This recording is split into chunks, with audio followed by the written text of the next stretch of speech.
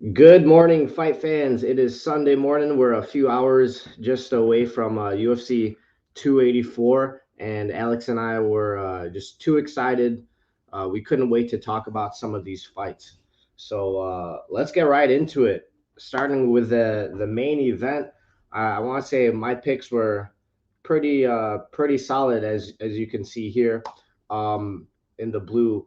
But to be honest, even though I picked Islam winning the fight, I'm so damn impressed with how Alex Volkanovski did. I think anybody watching that fight took that away from that fight is that Volkanovski is a damn impressive fighter. I didn't expect him to do that well in any of the grappling exchanges. I thought he was just going to get ragdolled. So for him to get back to his feet, take it to where he wants to the standing, I don't care how you scored it. Like Volk did amazing, but actually I did give it to Volk. I thought he won three of those rounds. What do you think about that fight, Alex? Yeah, what to say? In the last moment, I put like even some money on Volkanovski. I put like 100, so just like to keep it safe.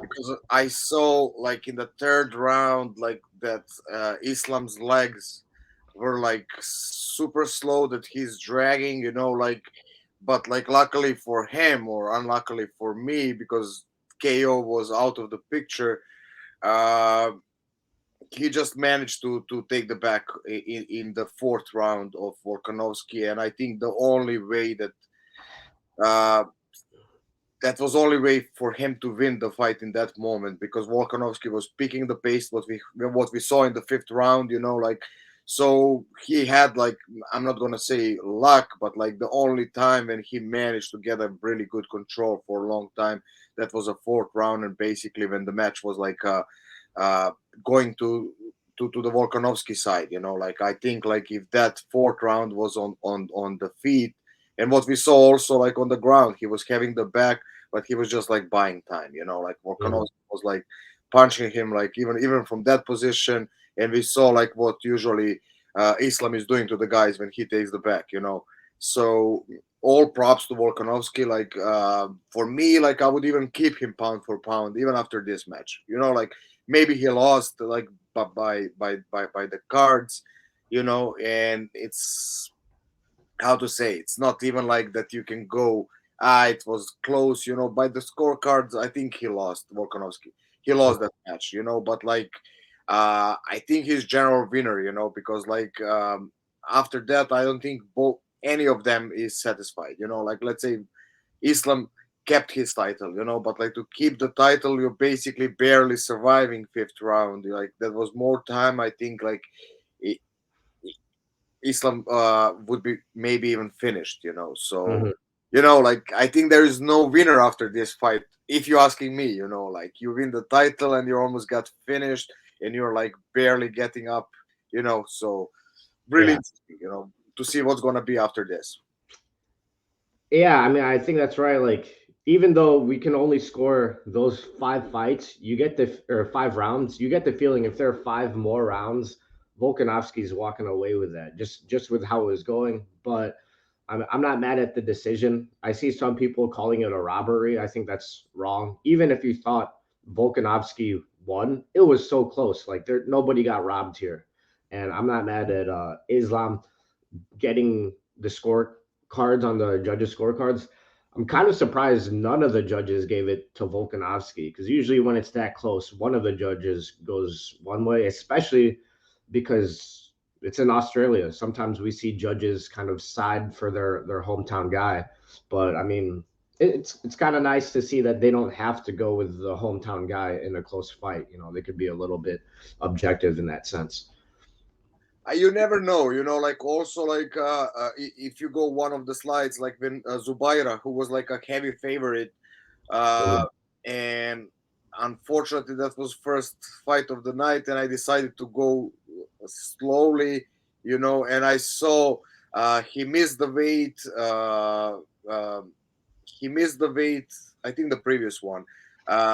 He missed the weight on 155, so he moved the category up, and I was just like, let me try, let me start the night, and like you see, I thought it's gonna go for decision, and I put on Brenner, and that's plus Mhm. 470, like, and that's the type, talking about the bets that you want to do. Like you saw also with Islam, he was like a heavy favorite, and there was a chance, like, even though, like I even said, I didn't see the way for Volkanovski to win that fight, but like things happened, like he came with a perfect game plan. He came like really determined to get it done, and he was really close to do it, And Islam didn't have his best performance, Mhm. he cut this, that, and so that's why. Do you want to really wait and shake on minus 300 something to win some money, or you want to play with the underdog, and then, like, if it comes, like, you're really gonna cash it out, so that's something that you guys have to decide, and that's something that I'm always talking about, like doing the smart bets on the underdog. If you Mhm. if you see the way that they can win it, you should try to cash it out. Right. That being said, man, Islam has just been walking through the lightweight division. Volkanovski gives him his toughest fight, other than his KO loss, which was kind of like a flash knockout, right? He didn't get to do that much, but he showed that like Islam's human. And do you think Volkanovski should go straight back to featherweight? Do you think he should hang around lightweight? What do you think happens after this fight?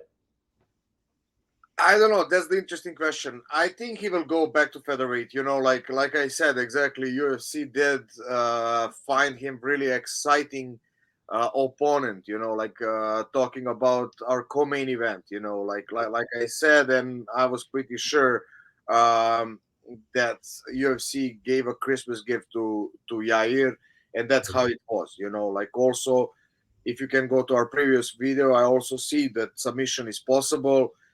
Just like I'm not super happy about that, because like he had him in almost close to KO, and I don't know why even he made mistake with that, after that knee that he ended up Mm-hmm. down and didn't try to finish on the feet. But like really nice job.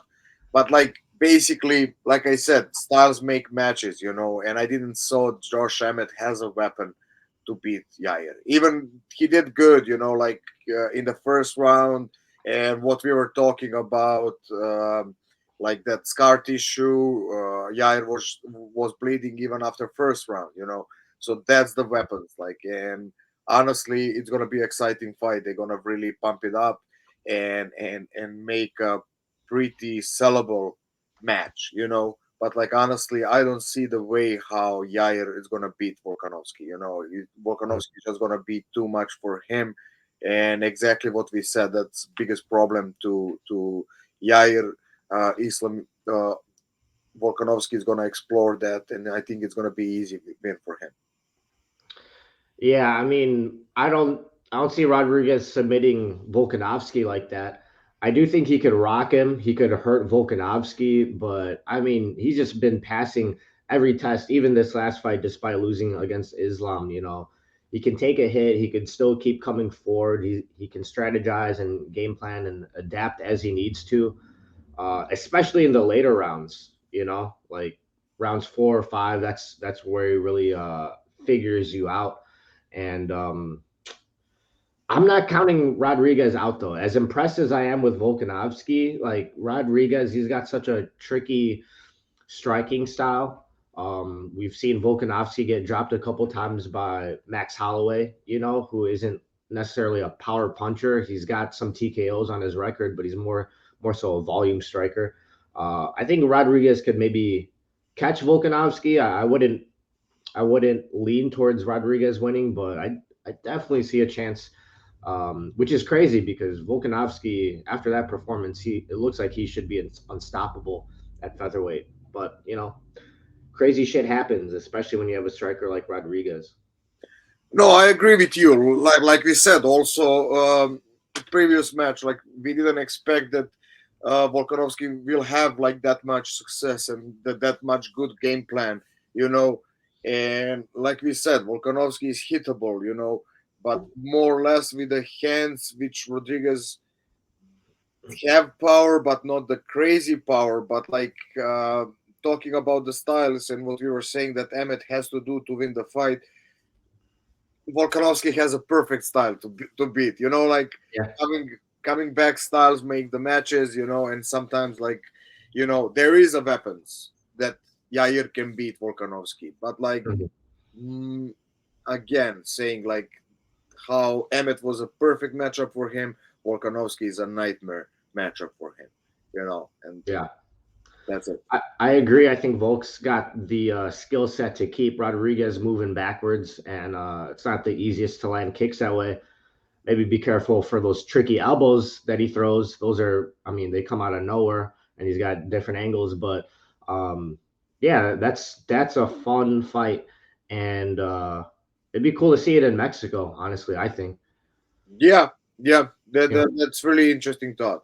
Speaking of which, this will make three pay-per-views in a row where there's a Mexican fighting for the title. So far, two in a row, the Mexican has won. The third one will be Alexa Grasso taking on Shevchenko. So that's crazy. I don't know if we've ever seen that, like three from a country, all from Mexico in a row in title fights.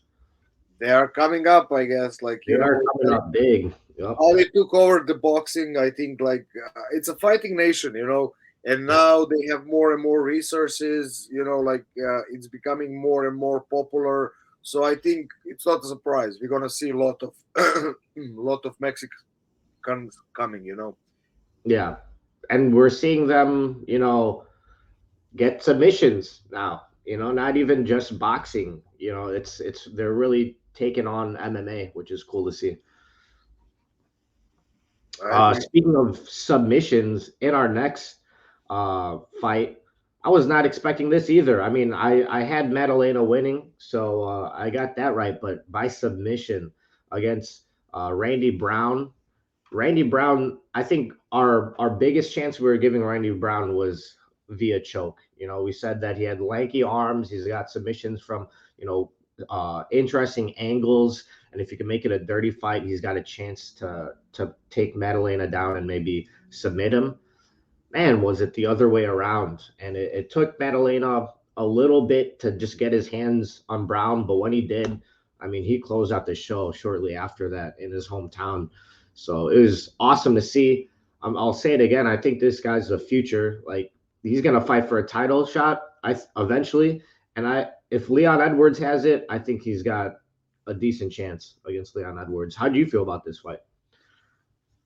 I mean, I don't know what to say, because I had a Brown winning, and how he opened the match, like I was like, okay, that's it. Well, this is easy fight for him. And I don't know. Then he started like going taller, like trying to relax, to dance, whatever he was Yeah. doing. And as soon as he did that, like he got clipped, he got dropped, and he got finished, like really like fast. He, yeah, he made him weird. That punch, the precision for Maddalena, and just like the power it must have had to make Brown. He went like a starfish, like kicking the cage and then straight to a shoulder roll. Something we don't see that often. But man, Maddalena's good. Yeah, I agree. But like if you see the start of that match, right? That was the like that level of concentration and that like I really like like when it started, I was like, I really don't see like that Jack will gonna have so much problem like closing. And then Hmm. like you just like I don't even know what he did, like what he tried to do. Like one mistake, like we have like in one movie, like in Serbia, I just put my hands a little bit down, and then I don't remember anything. And that's what exactly Yeah, was. Like yeah, it was just like a second, like and Jack felt it, yeah. and he really like go I back mean, out. to his credit, I think Randy Brown had like the right game plan for however long it lasted before he got punched. He was keeping him at the end of his range with those teeps to the body. I thought that was great. But even then, Maddalena was like landing his kick, and once Brown's back got even close to the fence, it was done. You know, once he closed the range, and he just had him running into that or shuffling into that hook, and man, that kid's a sniper. Yeah, I agree. I agree. Yeah, Who do we have next? we got Tafa and Porter. Um, yeah, not much to say about this. This is a heavyweight fight. I had Tafa winning. For me, it was interesting to see how he would do after a year off, having to cancel two of his fights in the past year. But I mean, this is the hometown guy or like home country guy versus Parker Porter coming in to just get slaughtered. And I mean, it happened, right? He was running into that straight left, and that was it. Yeah, I don't know. Like you said, what to say about that one? There is. I was expecting that he will keep it smarter. Like try to use that he's more complete fighter. But like I guess it is how it is. Again, one mistake, heavyweight, it costs a lot. Yup.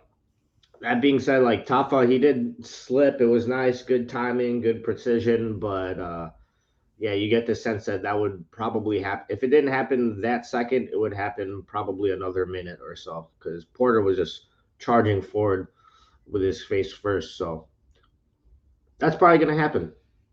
Yep. I On mean, to the next. This one during the fight, I was calling like, oh, this could be a draw because of that point deduction. So I'm not surprised during the fight it was a draw, but I mean before the fight, no one ever predicts a draw. So I'm surprised in that sense. But as the fight was playing out, keeping score, and then the point deduction for the fence grab, um, it makes sense that this is a draw. But how did you feel about this fight? Draw outside of the picture. this one was crazy, like and like if you can see on the pictures, I think like I was really like 100% sure that Menifield will get this one, especially like how it started, and I was only like on this one. I went over 1.5. I was just like, please survive a little bit. I was like rooting for Crute, like because I saw that's done. And Yeah. then just again like that, not using, not having that high fighting IQ. Menifield just managed to basically almost lose match that was his. Yeah. I don't know how he didn't manage to finish. And props to Crute, like to survive all that heavy punches, and to stick there. So I think we're gonna see more and more draws. Yeah. Especially now, like I think UFC is getting pretty big. On the betting. So Hmm. like you see, like Interesting. yeah, Yeah. Is like that a way to save money?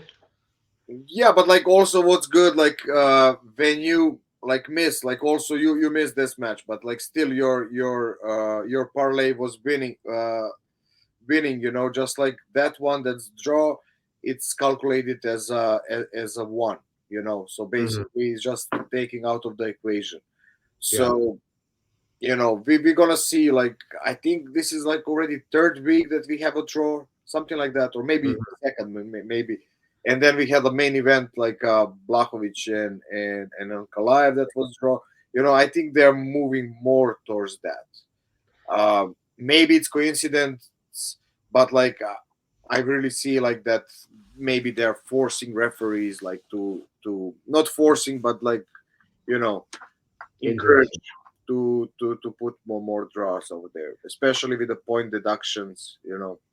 This is a weird take, I know, but I've been calling for more draws for a while now, even like without the betting and the gambling outside of it. I feel like some rounds, this is not a case for it, but some rounds are so close that like nobody won. It's a draw.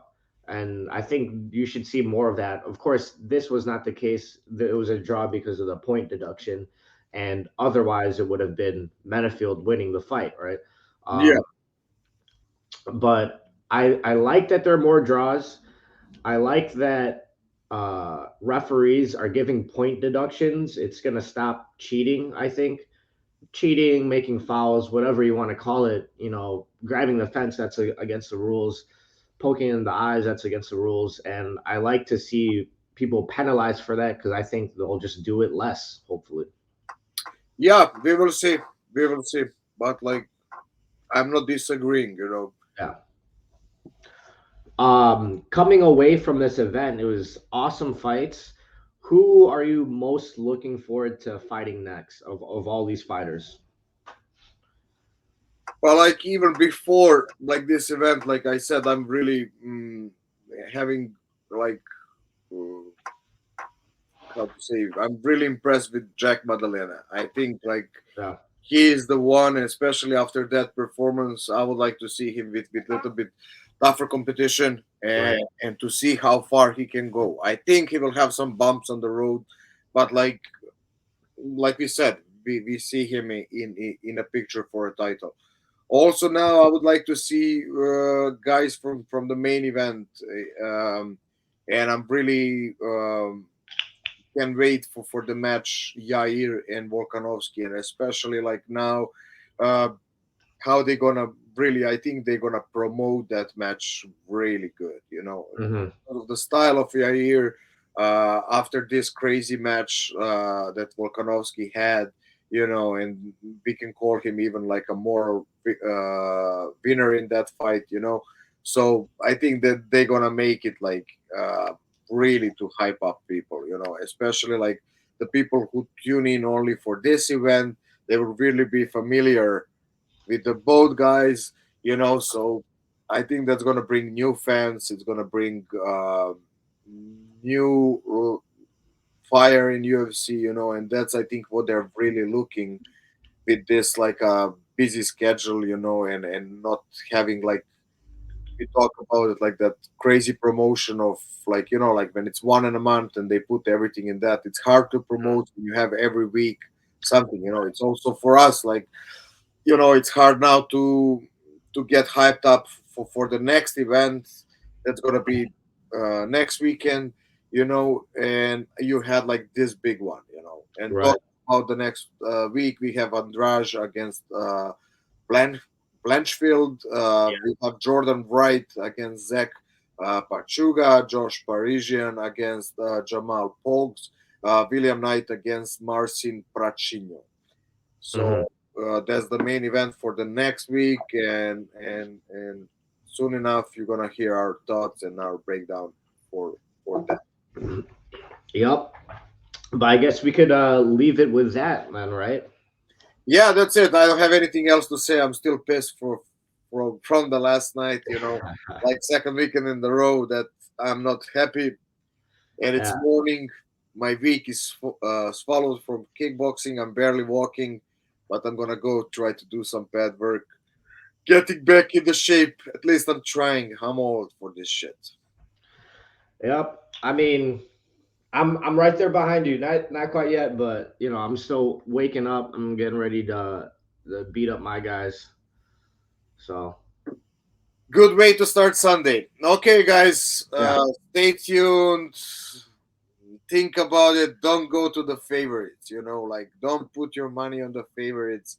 You're just gonna get stressed most of the time and probably lose, and it's not worth it. Look at unless you're in my case, and now you look at the score, Alex. We're tied up now, brother. It's 1-1 now. can I curse on this, or I'm just gonna slap you when I see you? Come on, come on, don't do that to me. It's Sunday. It's morning. I'm grumpy. But yeah, let's wait for the next week. You know, like I mean, at least you're my one of the rare winning. You brought some money towards me. That's it. I'm taking you to McDonald's. Let's leave it on that. Let's go, Big Macs. All right. And you See you didn't make guys. money for more. That's it. Next Okay, guys. time will be two Big Macs. Okay, okay. All You right. deserve it. See you guys. Enjoy the week.